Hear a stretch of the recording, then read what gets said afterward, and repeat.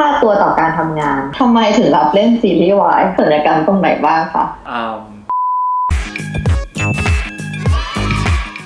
สวัสดีครับสวัสดีทุกคนเลยนะครับก็ยินดีต้อนรับทุกคนเข้าสู่กินคุงชาแนลนะครับเย่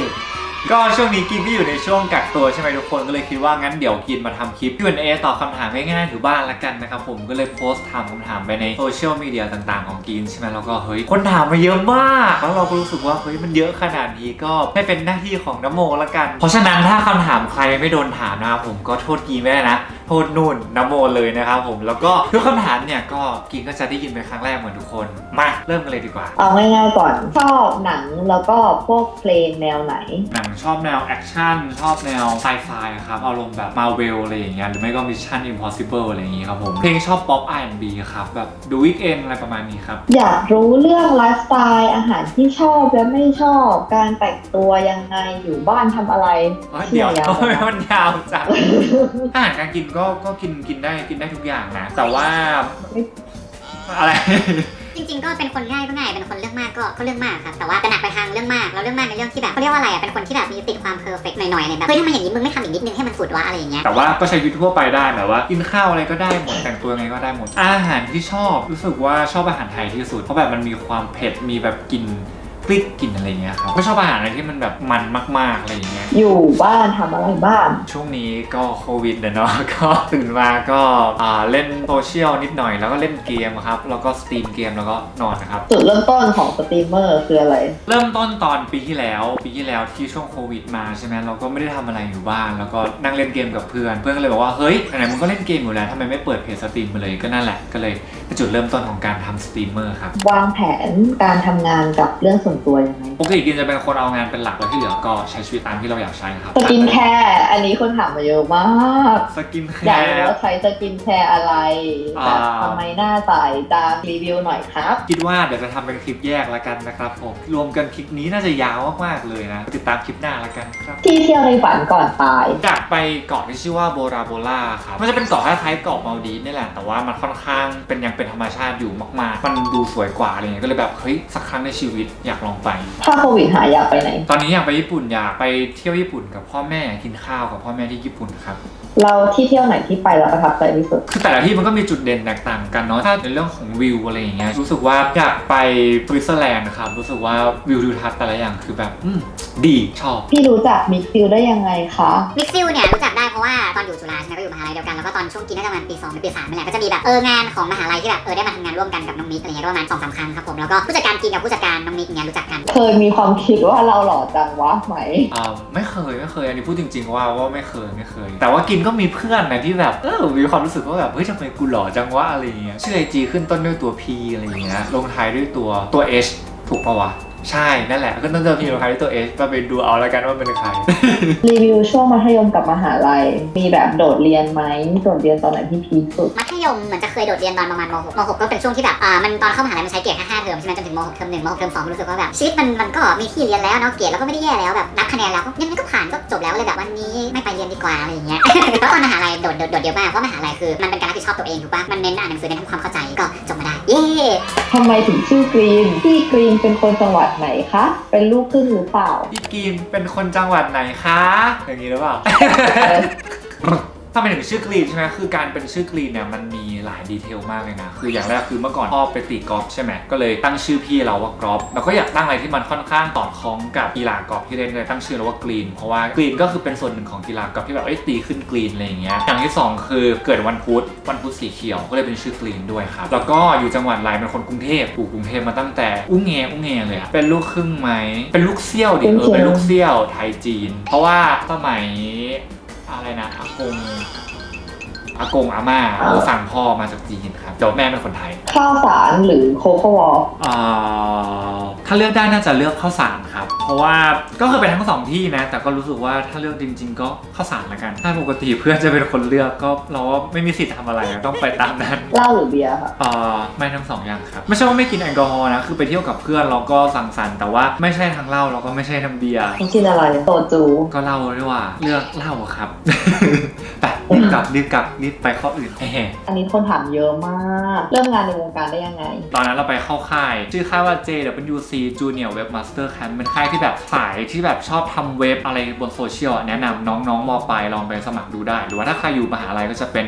YWC พอไปเข้าค่ายก็เจอรุ่นพี่คนนึงเขาอยู่ในโมเดลลิ่งที่ตอนนี้เราอยู่เนี่ยเขาก็แบบลองแนะนำเราไปเราผู้จัดการเรารู้สึกว่ามองว่าเราน่าจะทำงานได้ก็เลยลองให้เราได้มาทำงานในวงการครับ ผลงานชิ้นแรกเลย ผลงานชิ้นแรกคือ MV Live Music ครับผมนั่นคืองานชิ้นแรกในชีวิตเลยไปดูได้ ผลงานที่ชอบที่สุด ผลงานที่ชอบที่สุดน่าจะเป็นเรื่องอาทิตย์อัสดงครับผม After Dark The Series ครับผมดูได้ทาง VTV นะก็รู้สึกว่ามันเป็นบทบาทที่มันค่อนข้างท้าทายก้าวกระโดดสำหรับตัวเองแบบมันมีจุดกิมมิคหลายๆอย่างในเรื่องที่แบบมันไม่ใช่ตัวเราอ่ะมันทำให้เราแบบก้าวผ่านจุดหนึ่งที่เราเคยทำการแสดงมาตลอดครับ เห็นว่าเล่นเรื่องอาทิตย์อัสดงอันนี้มันเป็นเกี่ยวกับผีใช่ไหม ใช่ ทำไมถึงไม่กลัวผี เพราะว่าเราเป็นคนไม่กลัวผีเลยครับผมเพราะว่าเราเชื่อในวิทยาศาสตร์มากๆเราเชื่ออะไรที่มันสามารถพิสูจน์ได้เชื่อในแฟกต์ครับ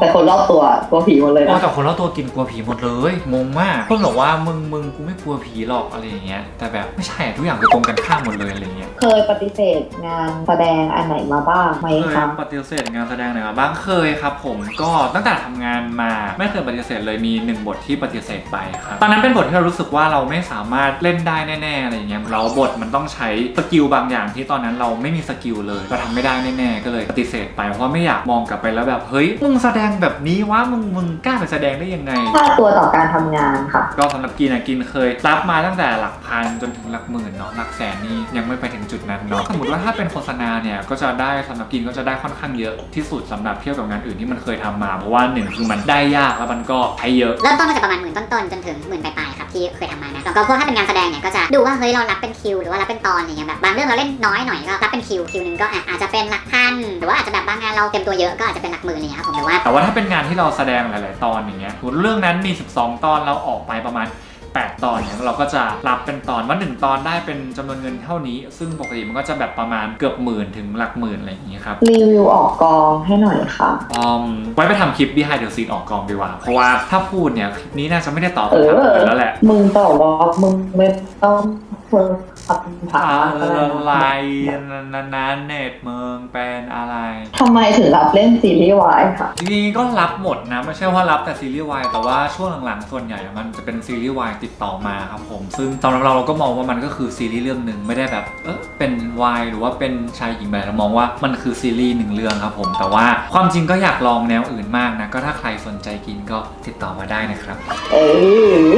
คิดยังไงกับกระแสสิ่งที่เรียกว่าคู่จิ้นในปัจจุบันสำหรับกินเหรอกินคิดว่ามันก็คือเป็นคนสองคนที่แบบมีความสนิทกันเป็นบัดดี้กันอยู่ด้วยกันได้ตลอดเวลาอะไรประมาณนี้ครับเวลาเศร้าเครียดเหนื่อยทำยังไงครับเวลาเศร้าเครียดเหนื่อยทำยังไงถ้าพูดง่ายๆคือปกติกินจะนอนเวลาที่รู้สึกว่ามันเหนื่อยมากๆเราตื่นมารู้สึกว่ามันได้ refresh ตัวเองรู้สึกว่ามีพลังเพิ่มขึ้นมานิดนึงเอาไปสู้กับสิ่งต่างๆได้ครับสิ่งที่คิดว่าตัวเองเก่งและทำได้ดีที่สุดแต่ตอบว่านอนก็ดูไม่ดีเนาะเล่นเกมมั้งครับคือมันจะมีเขาเรียกว่าอะไรการเล่นเกมบางอย่างเราสามารถเล่นเกมได้เก่งจริงๆอะไรอย่างเงี้ยครับผมกีฬาทางน้ำก็ค่อนข้างมีพรสวรรค์นะ อะไรที่ทำให้พี่มีความสุขถ้าตอนนี้คงจะตอบว่าเงินครับ และอนาคตอะอนาคตก็ยังเป็นเงินนะรู้สึกว่าก็ยังเป็นเงินเลี้ยงสัตว์อยากตั้งชื่อว่าอะไรยากอ่ะนึกไม่ออกตอนนี้นึกไม่ออกอ่ะคือมันขึ้นอยู่กับประเภทของสัตว์พันธุ์ของสัตว์ด้วยอ่ะแต่ว่าถ้าตอนนี้อยากเลี้ยง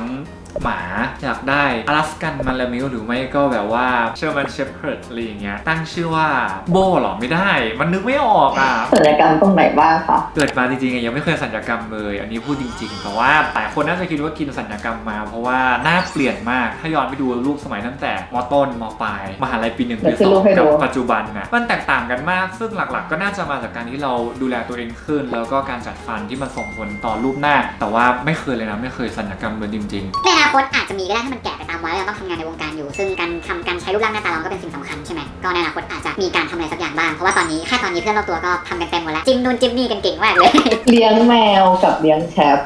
เลือกเลี้ยงอะไรเลี้ยงแมวกับเลี้ยงแชปเหรอ เลี้ยงตัวเองให้รอดก่อนดีกว่า จุดเริ่มต้นการทำ YouTube จะทำคอนเทนต์อะไรต่อไปนี้มีแค่อาหารหรอครับหรือว่ามีไลฟ์สไตล์อื่นด้วย คือมันเริ่มมาจากที่ว่าเราค่อนข้างกว้างแล้วก็รู้สึกว่าอยากมีเขาเรียกว่าอะไรโอนชาแนลของตัวเองแล้วเพื่อนก็ขยันขยออยากให้ทำมานานมากแล้วเราก็แบบมึงเดี๋ยวทำแล้วก็ไม่ได้ทำสักทีจนกระทั่งมาถึงวันหนึ่งเรารู้สึกว่าไม่ได้แล้วมันจะพึ่งคนอื่นต่อไปเรื่อยๆมันคงไม่ได้แล้วต้องมีช่องทางของตัวเองบ้างอะไรอย่างเงี้ยผมก็เลยเริ่มทำขึ้นมาให้มันจริงจังมากขึ้นแล้วก็ความจริงก็ไม่ได้อยากที่จะทำแบบชาแนลเกี่ยวกับการกินนะแต่ว่าอยากทำไลฟ์สไตล์มากกว่านี้แบบไปเที่ยวไปทำกิจกรรมนู่นนั่นนี่อะไรอย่างเงี้ยแต่ว่าสุดท้ายแล้วหลายๆอย่างมันก็แบบการกินมันก็อร่อยเนาะร้านนี้ก็ดูน่ากินแล้วงั้นไปถ่ายเลยละกันครับแต่ว่าในอนาคตจะพยายามทำให้มันหลากหลายมากขึ้นโอเคคิดยังไงกับคนที่ปิดกั้นเรื่อง LGBTQ แล้วก็คิดยังไงกับพวกเรื่องแบบคนที่ปิดกั้นเรื่องสมรสเท่าเทียมเรารู้สึกว่า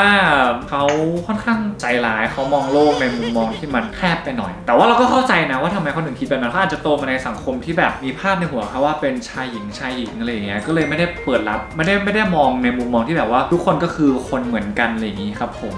ก็เลยคิดว่ามันอาจจะต้องใช้เวลานิดนึงที่ทำให้เขามองภาพที่มันใหญ่มากขึ้นมองว่าเฮ้ยทุกคนคือทุกคนเหมือนกันเท่าเทียมกันนะครับก็ถ้าทุกคนเปิดใจมากขึ้นเรื่องการสมรสเท่าเทียมก็คงจะเป็นเรื่องปกติครับผมใครจะเป็นยังไงอยากให้ทุกคนมองทุกคนว่าทุกคนคือคนเหมือนกันหมดสิ่งที่อยากทำตอนอายุ30สิ่งที่อยากทำตอนอายุ30ซื้อบ้านครับซึ่งตอนนี้เท่าไหร่24หรือ25แล้วยังไม่มีอะไรเป็นของตัวเองเลย Twitter กินมีการแชร์เรื่องการเงินหรืออะไรเงี้ยเวลาออกมา call out อะไรเงี้ยคิดแบบกระทบกับงานไหมแล้วก็คิดยังไงกับคนที่ไม่ออกมา call out จริงๆก็กระทบครับแต่ว่าเราก็เข้าใจเนาะด้วยความที่มันเป็นเรื่องของธุรกิจแหละการเมืองมันก็ส่งผลต่อธุรกิจอะไรหลายๆอย่างเป็นหนึ่งปัจจัยสำคัญใช่ไหมแล้วเราก็โอเคก็ยอมรับกับผลกระทบที่มันได้รับมาถามว่าคิดยังไงกับดาราหรือว่าคนที่มีชื่อเสียงที่ไม่ได้ออกมา call out อะไรอย่างนี้ใช่ไหมหรือไม่ได้ออกมาแสดงความคิดของตัวเองใช่ไหมเรารู้สึกว่ามันก็เป็นสิทธิ์ของเขาแล้วเราก็เข้าใจเขาอาจจะมีเหตุผลบางอย่างที่ทำให้เขาไม่สามารถแสดงความคิดเห็นได้หรือว่าออกมาพูดอะไรได้อะไรเงี้ยแต่สำหรับกินแค่รู้สึกว่าถ้าคนทุกคนที่มีชื่อเสียงคนในวงการดาราหรือว่าอะไรก็แล้วแต่เนี่ยออกมาทำให้มันเป็นเรื่องปกติการให้การแสดงความคิดเห็นนะมันเป็นเรื่องปกติมันก็น่าจะดีทำให้แบบถ้าใครก็สามารถแสดงความคิดเห็นได้ทำงานกับอาร์ตเป็นยังไงบ้างก็ดีนะทำงานกับอาร์ตเป็นคนที่เขาเรียกว่าอะไรอ่ะคือกินเป็นคนที่เข้าหาคนอื่นไม่ค่อยเก่งใช่ไหมแต่ว่าทำงานกับอาร์ตก็คือแบบอาร์ตก็เข้าหาคนอื่นแบบเขาเรียกว่าอะไร break the ice ง่ายอะไรเงี้ยก็เลยทำให้เราแบบทำงานด้วยกันง่ายแล้วก็แบบเล่นเกมเหมือนกันอะไรเหมือนกันก็เลยคุยกันง่ายครับคิดยังไงกับแฟนคลับที่ก้าวไก่เรื่องส่วนตัวของศิลปินคะเช่นศิลปินมีแฟนสำหรับเรารู้สึกว่าทุกๆอย่างมันควรมีพื้นที่ส่วนตัวของแต่ละคนอะไรเงี้ยสมมติว่ายกตัวอย่างเช่นเรื่องของศิลปินบางคนที่มีแฟนอย่างเงี้ยแล้วถ้าเขาไม่ได้ออกมาเปิดตัวเนี่ยก็แสดงว่าเขาอาจจะยังไม่พร้อมมันจะเป็นช่วงที่เขาดูใจกันอยู่หรือเปล่าเนี่ยแต่ว่าถ้าเราไปแบบว่าก้าวไก่มากอะไรเงี้ยก็กลายเป็นว่าคนที่เป็นศิลปินอาจจะรู้สึกอึดอัดได้อย่างนี้ครับถ้าไม่ได้ทำงานในวงการแล้วอยากทำงานอะไรอยากทำงานแบบว่าเป็นนักท่องเที่ยวหรือว่าเป็นคนที่เที่ยวแล้วได้เงินครับอาจจะแบบว่าไปเที่ยวแล้วแบบไปแนะนำสถานที่ต่างๆให้ฟีดแบ็กเขาอะไรเงี้ยว่าอันนี้ควรจะเพิ่มตรงนี้ผมว่าทำอย่างนี้น่าจะดีขึ้นนะครับเดี๋ยวแบบแชร์สถานที่ต่างๆอะไรเงี้ยเราก็ยังทำอาหารกินได้อยู่เรียนดำน้ำได้ยังไงแบบเรายากไหมการดำน้ำเป็นหนึ่งไลฟ์โกในชีวิตมากๆว่าแบบอยากทำสักครั้งในชีวิตเพราะว่าเราเห็นรูปแบบไปอยู่ใต้น้ำเห็นปลาเยอะแยะอะไรอย่างเงี้ยเราคิดว่าแม่ง Amazing ว่ะเจ๋งว่ะก็เลยนั่นแหละไปเรียนครับผมแล้วถามว่าเรียนยากไหมก็ไม่ยากแหละใครๆก็เรียนได้ทำได้แน่นอนโอเคจบแล้วอ่ะไม่มีคำถามแล้วก็จบลงไปแล้วนะครับผมกับคลิป Q&A นะครับผมก็ไม่รู้เหมือนกันเนาะว่าตัดมาแล้วจะเหลือกี่คำถามแล้วก็หวังว่าทุกคนจะรู้จักตัวกรีนมากขึ้นนะครับผมแล้วก็พวกสำหรับพวกคำถามกับสกินแคร์พวกหลังกล้องถ่ายเดี๋ยวยังไงทำแน่นอนนะผมเพราะว่าถ้าอยู่ในคลิปนี้เนี่ยน่าจะแบบยาวเป็นชั่วโมงเลยนะโอเคก็ถ้าใครมีอะไรอยากคอมเมนต์อยากบอกกินก็คอมเมนต์ไว้ใต้คลิปได้เลยนะครับผมยังไงแน่นอนก่อนจากกันไปอย่าลืมกดไลค์กดแชร์กด subscribe ให้กินด้วยนะครับแล้วเจอกันใหม่คลิปหน้าบ๊ายบาย